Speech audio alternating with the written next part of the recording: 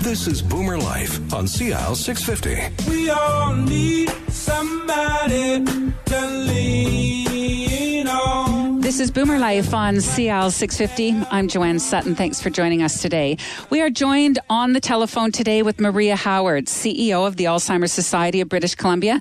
And the conversation today was all about learning about the programs and services from the Alzheimer's Society, what they offer, including the brand new Chinese-Canadian outreach. Our first guest on today's show is Menken Ladd, no stranger to the medical industry. Menken spent 30 years as a nurse, including 10 years as a community health nurse, and another 10 years working in Vancouver General Hospital's psychiatric emergency department. Menken is now a caregiver for her mother, who is living with dementia. Menken, thanks for joining me today. Thank you for having me. So tell us a little bit about yourself and this personal journey that you've had that has led you into this world of dementia. Well, my mother was diagnosed in 2008 at the age of 76. She's now 84 and has been living with Alzheimer's disease for the last 8 years.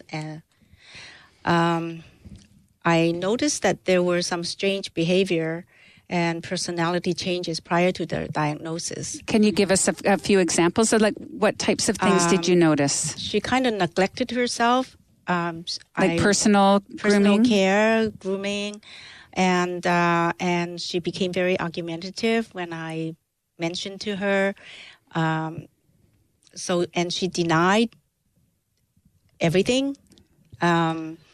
So I thought I knew something about dementia from my training and background as a nurse, but I was totally lost when I had to look after my mother with Alzheimer's full-time. I cry a lot after her diagnosis. So at the beginning, before she was diagnosed, she had some strange behaviors like neglecting herself, has not washed her hair for days. And I noticed that. So when I pointed it out to her, she totally denied and just told me to mind my own business. But I know my mom, when she, before this diagnosis, she was very proud, always looked very nice and grooming and very independent, and she was meticulous. So you knew in your heart something was wrong. Wasn't right. But I thought that she was grieving my dad's passing because my dad had passed away suddenly from a heart attack. So I just felt that maybe this is just her way of grieving and feeling depressed. So how did you ever finally get a diagnosis? Did you get her to go to the doctors? Yes, I did. I don't imagine that was easy. It wasn't easy because when I suggested I would take her to see a doctor, she'll say, nothing's wrong with me. But I did convince her somehow. And it was then in 2008 that was diagnosed. And even then, because sometimes she was very frustrated with herself and not remembering things and forgetful. So I gently mentioned to her that, Mom, you have Alzheimer's. And she got very angry at me because Alzheimer's disease in the Chinese term is old person imbecile. And that term is not very nice. And it's a big stigma. It has some sort of mental illness kind of connotation. Very negative connotation. Negative, very negative. And degrading connotation. Embarrassing? Embarrassing. So she would argue back and say, no, I don't have that disease. You do. So this is the beginning of it.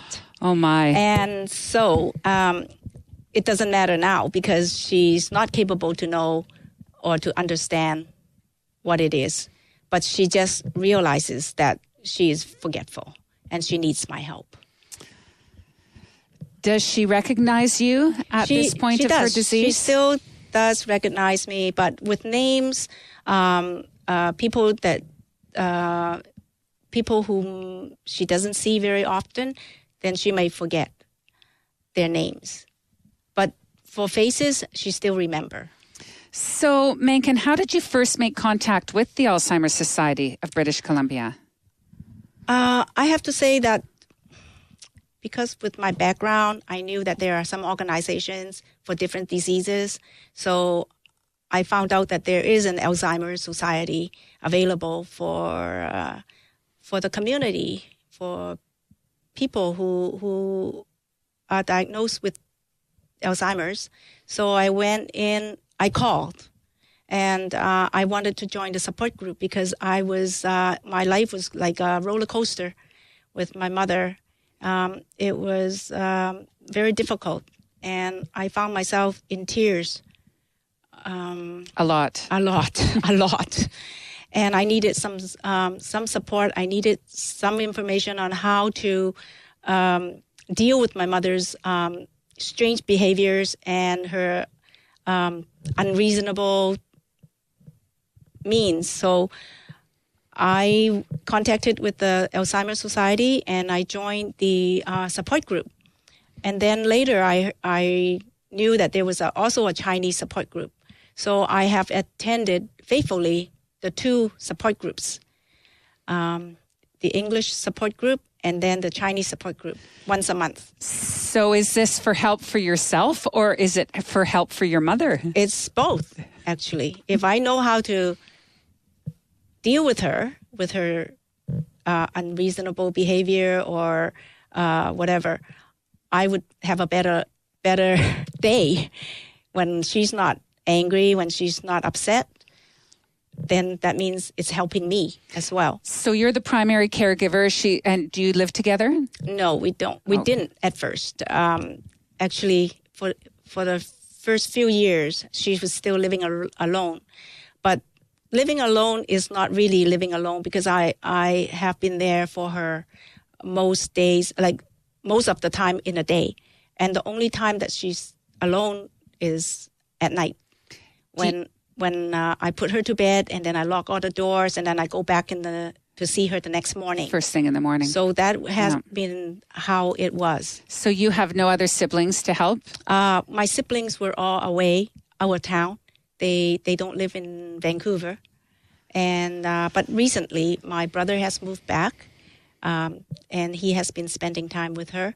So that gave me some relief.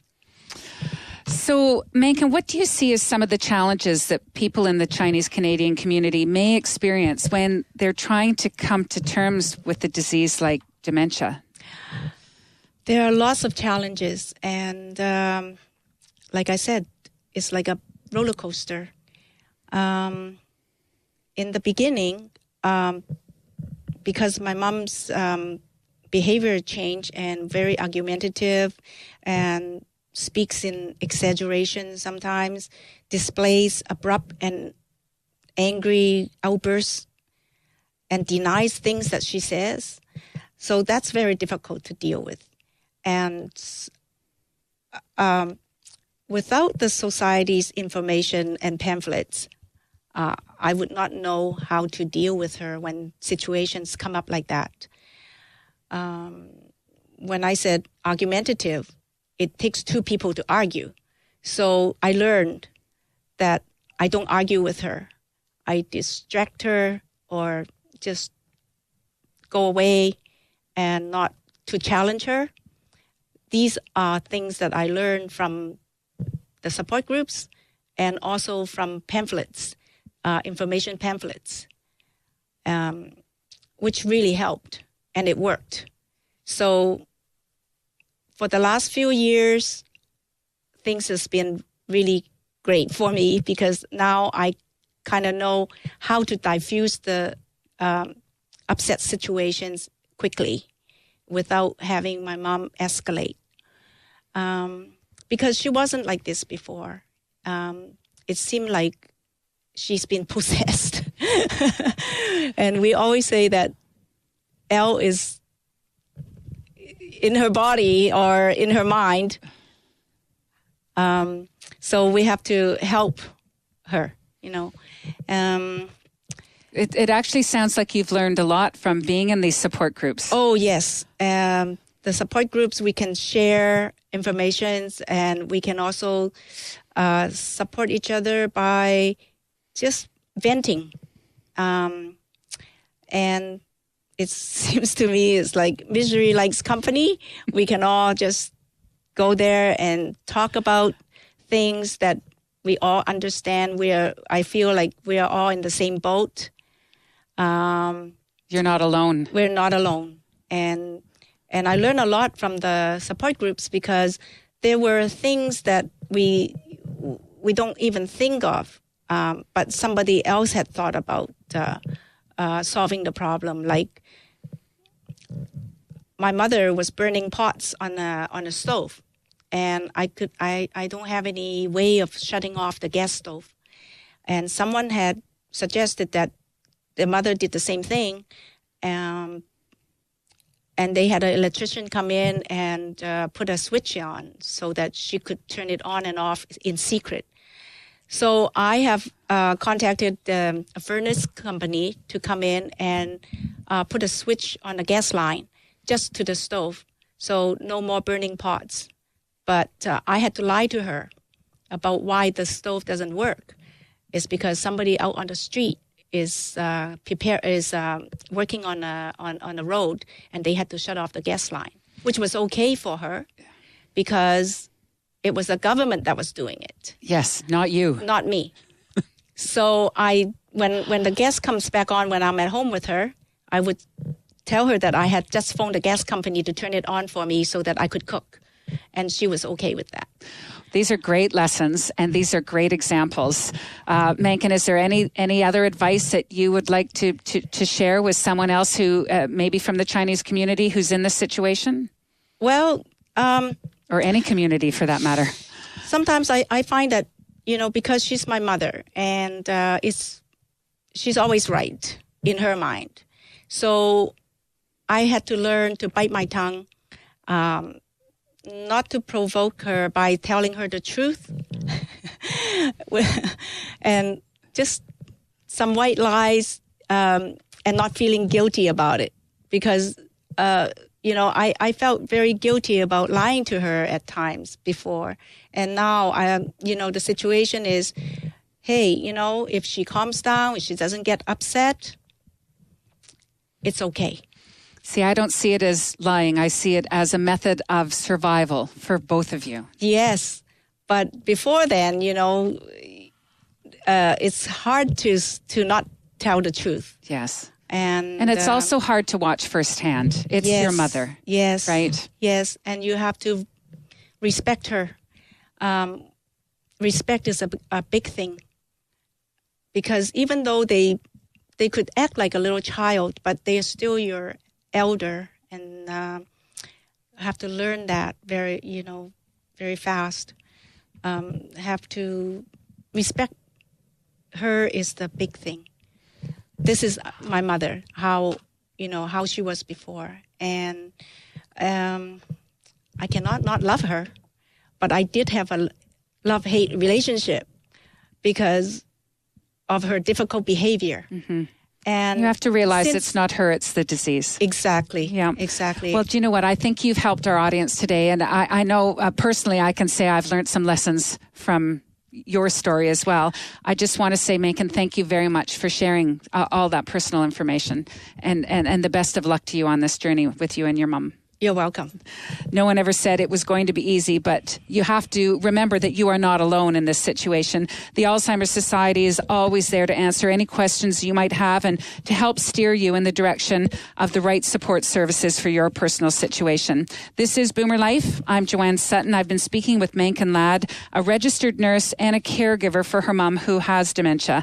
Our next guest is going to shed some light on tackling the challenges of Alzheimer's disease in the Chinese-Canadian community. That's all next on CL 650. Celebrating the baby boomer lifestyle. This is Boomer Life on CL 650.